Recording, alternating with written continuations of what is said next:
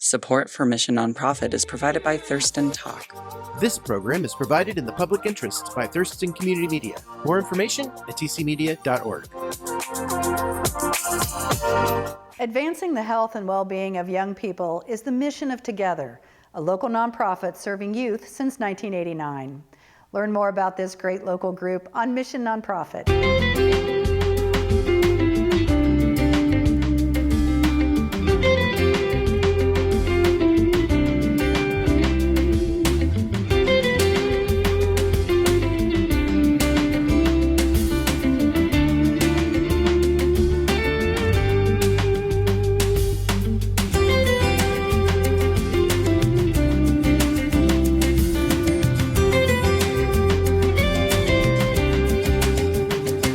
Welcome to Mission Nonprofit. Young people face a variety of challenges every day, and many local nonprofits provide services to support them. Today, we're pleased to have with us the co-executive directors of Together, an organization that has supported youth in our community since 1989. Joining me are Sierra Abrams and Carlo Flores, the co-executive directors of Together. So welcome, thanks for being here. Thank you for having us. So you've been around since 1989, or the organization, but I'm sure there's a lot of folks who are watching who may not know exactly who you are and what you do. So you want to share a little bit about the Together story and your history? Of course, I can start and Sierra can join me. Together started in 1989, and it was a beautiful initiation to really help youth come out of harmful situations and have support. That was sort of like the macro perspective of it, to get this support system for students so that they can progress and have a beautiful future ahead. So community members came together during that time to really start this. It evolved and has done a lot of great work within the community, has expanded. And just to talk briefly about during the pandemic, whereas many organizations did face a lot of hardship, Together increased and expanded and grew. So Sierra and I we have been there for a while as staff members, and recently have been almost a year now as co-executive directors. I don't know if Yeah. So tell us a little bit about how the organization has changed since the early days. When I first came to Olympia, one of the first people I met was Earl Swift, who was the executive director then. But the organization has evolved. So can you do us a little, comparisons between then and now? Yeah, so like Carlo was saying, when we were founded in 1989, it was a coalition of community members focused on drug prevention in youth. And that came out of work from the UW around how to best do that in communities. And so that's where the name Together came from. And Erlis is our founding executive director. And so the evolution of that, because a lot of that work and that funding came from the war on drugs. And so we have evolved a lot and learned a lot of lessons from the ways that wasn't working with community in the best way possible. And so the way we've evolved to now is really our programming has been more community-led and community-inspired, and working in collaboration around we're still working on prevention and health promotion, but the ways in which the needs are identified from the communities themselves. And that's of our long arc history, kind of how we've gotten to today. So tell us about the programs and services you offer. Yeah, we have 3 amazing programs, and we just talk back and forth. Sure. This is the best part of being co-directors. We finish each other's sentences. But we have 3 amazing programs. We have host homes, we have community schools, and we have Clubhouse, and they're all located in different areas. Community schools is mainly based in the Tumwater School District. Clubhouse, before and after school programs, it's 4 of them, and that's primarily located in the North Thurston School District.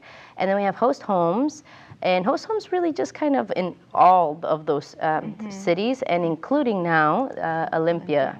Yeah. So host homes, can you tell us what that means, what that is? Yeah, so host homes is placing unaccompanied or homeless youth with families in the community, short-term supportive housing. And so what we are seeing, of course, we know that the homelessness issue is a crisis, right? And youth are no exception to that. And so Unaccompanied youth are youth that do not have a parent or a guardian or adult in their life to care for them for lots of different reasons. And often that is not, just to say that it's not because their parent or family doesn't want to, right? Often it's they're going through their own struggles. They might be, receiving services like inpatient, health issues, things like that.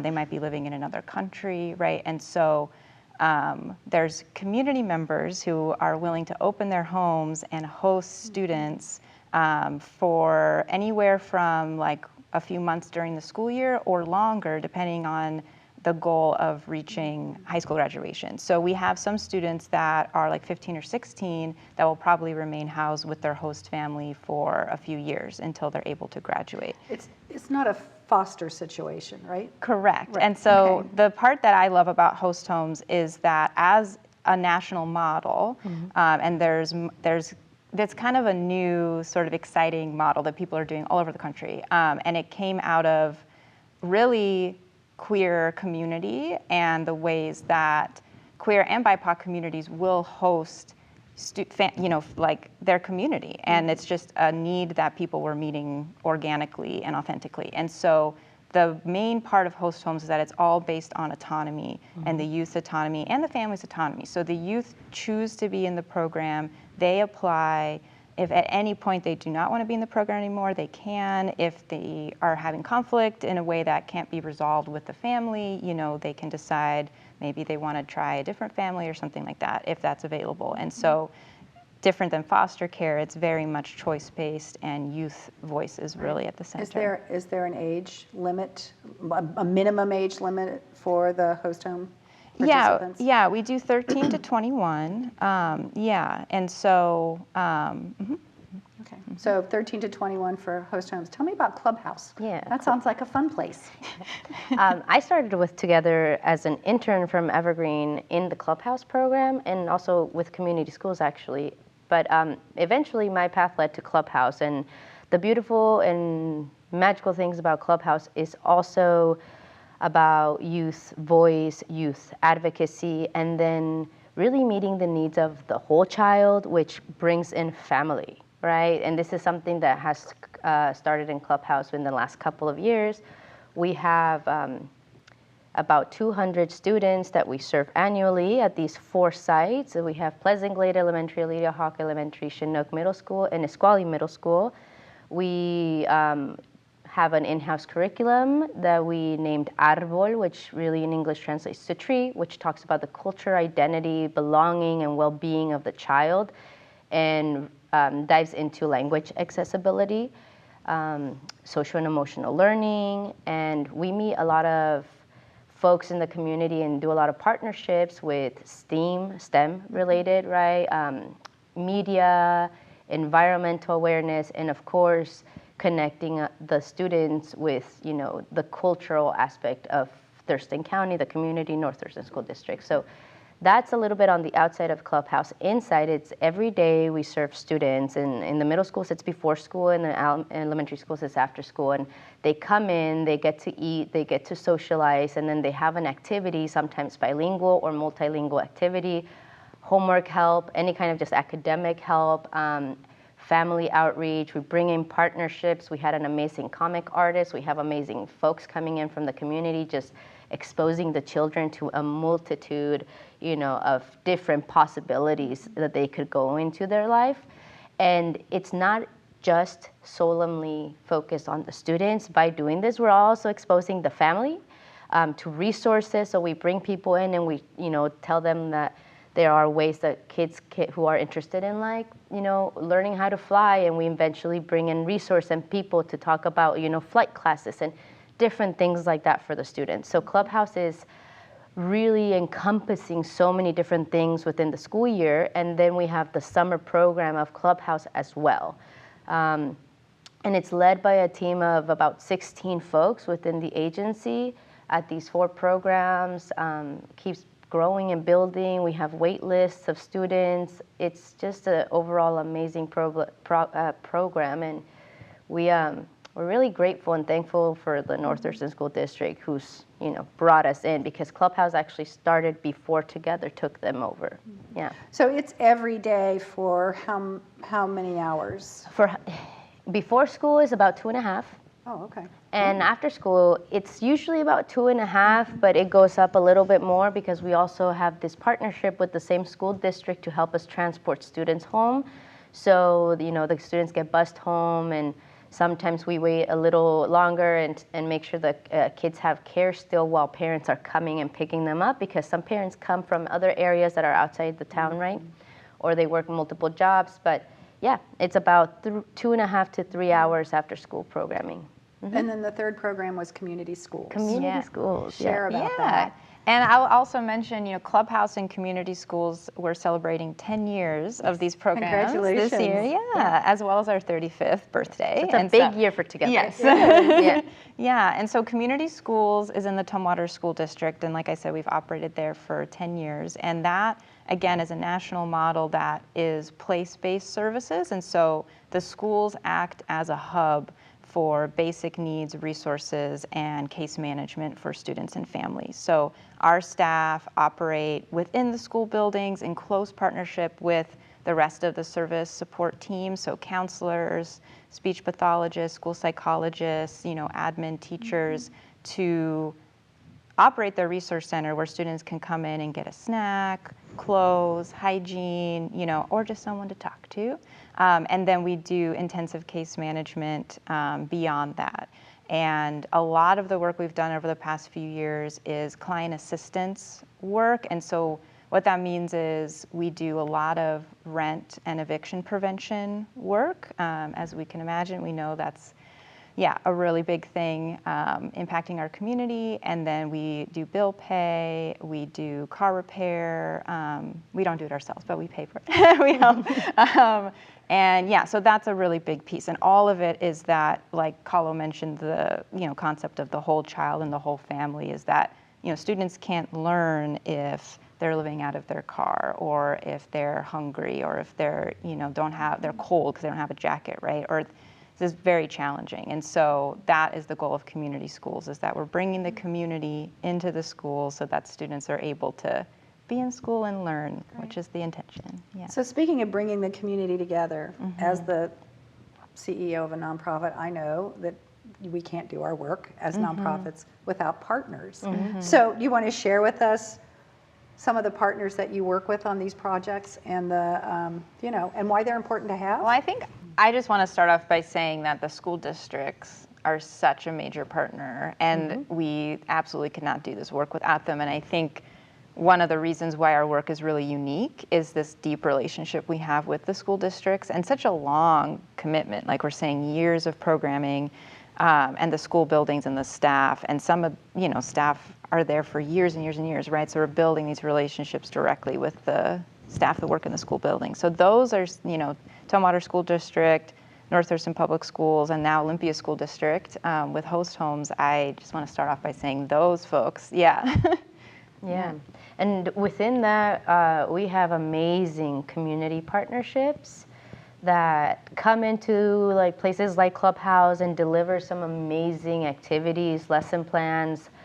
projects. We have students that come from Evergreen. Sometimes they intern, sometimes they just come to share knowledge.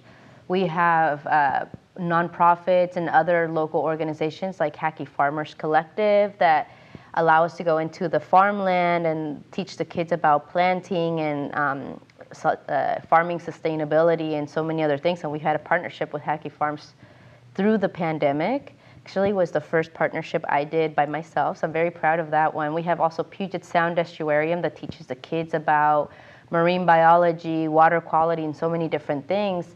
And we could really go all over the place with that. Yeah, and there's a lot of other folks that, like community service organizations that donate a lot to community schools and Clubhouse and host homes. Like there's For the Love Foundation, who has been amazing at, they're able to provide supplies or funding when, we work together and leverage resources. The Firefighters Foundation started up the past couple of years in this new way and has done really incredible work together. yeah, just want to name those two as well.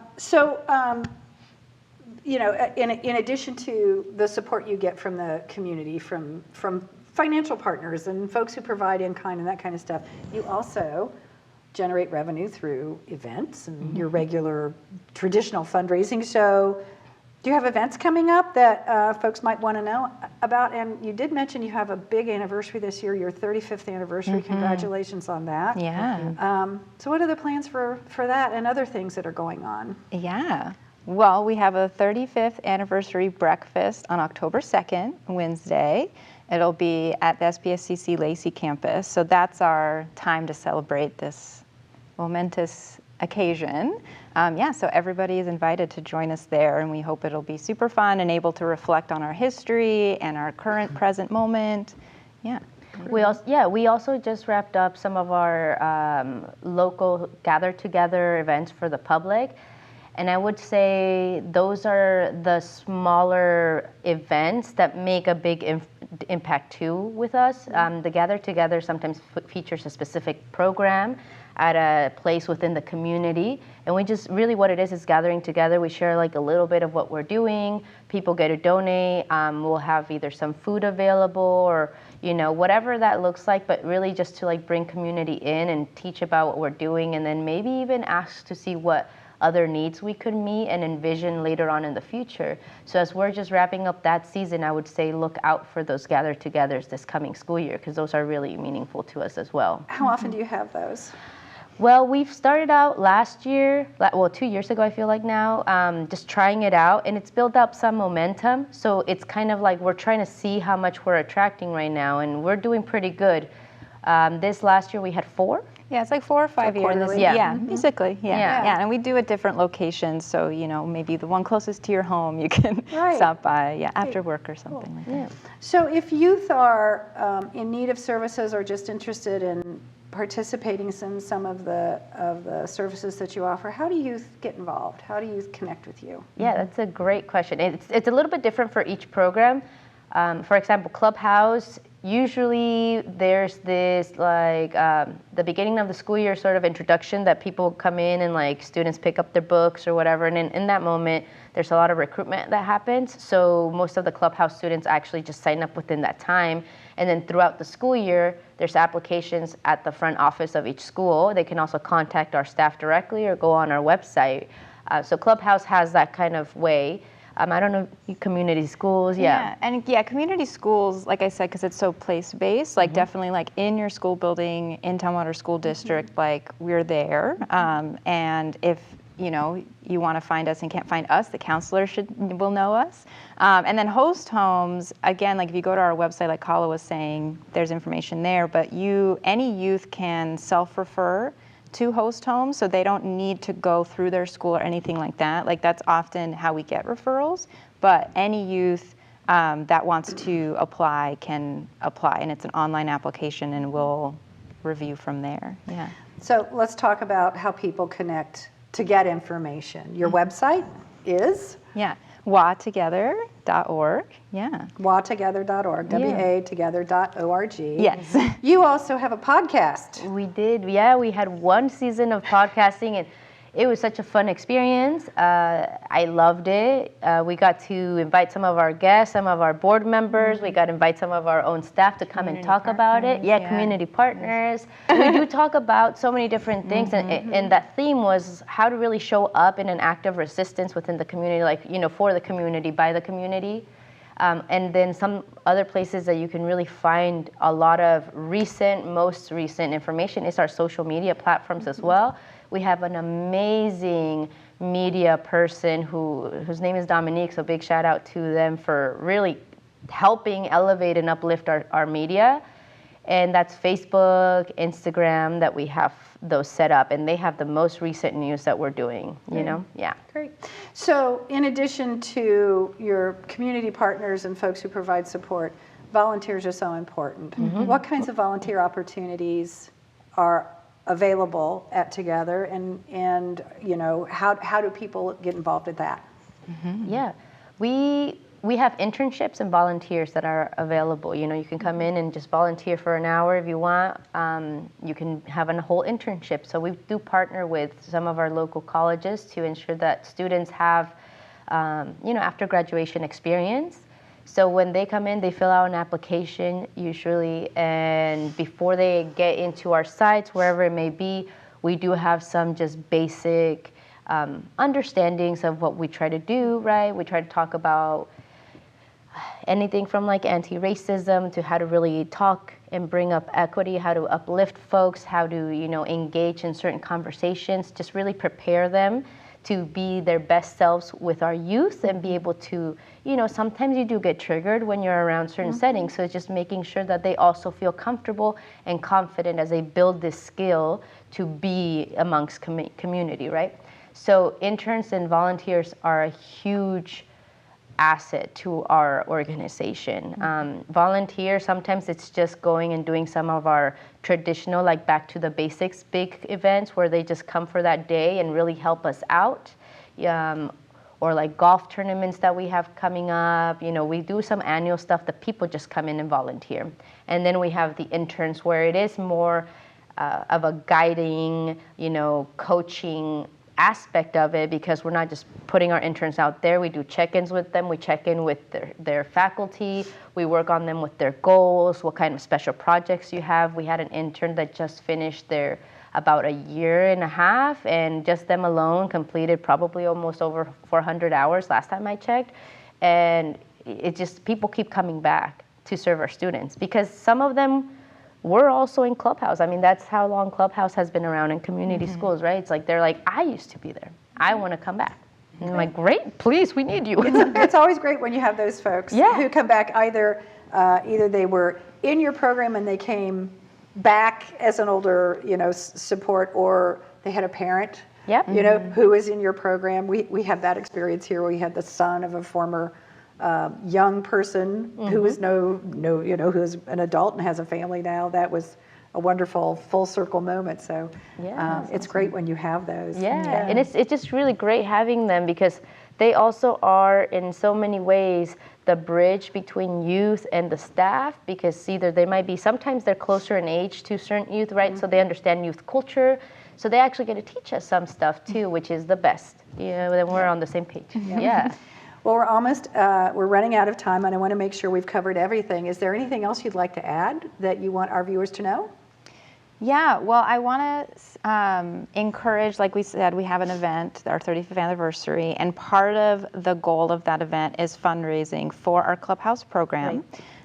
Because we are facing a funding gap this year. It's a bridge year. We anticipate that we'll be able to receive the funding that we're used to next year, but that we receive funding from OSPI, and it's just not being offered this year, and that's the reality we have to strategize with. And so I really encourage people to attend the event. We also have an online campaign portal called Shine Together. So if we're asking the community to help us in this mission to bridge the gap, because like Kala was talking about, you know, Clubhouse is so impactful. People come back and want to participate that have been in it for years as kids. So yes, I want to promote that, and you can again find that on our website. And join us. Lawtogether.org to find out more about your programs and services, or to make a generous contribution. Yes. Absolutely. All the above. All of the above. Well, I want to thank you for being with us today and sharing the story of Together. It is an organization that I've watched over the years since I've been here, and it's just been amazing to see how it's grown and evolved. And I have heard many, many, many, many stories of the services and the impact that you've had in our community. So thank you so much for bringing your passion and your skills to support youth in our community. Thank you. We really appreciate it. Yeah, thank you. Nonprofit organizations in our community help care for our neighbors and children. They inform and educate us. They enrich our lives with the arts and performances, and they help keep our community safe and healthy. Join us again next month when we introduce you to the work of another great nonprofit organization right here on Mission Nonprofit. I'm Deborah Vinsel for all of us here at Thurston Community Media. Thanks for watching.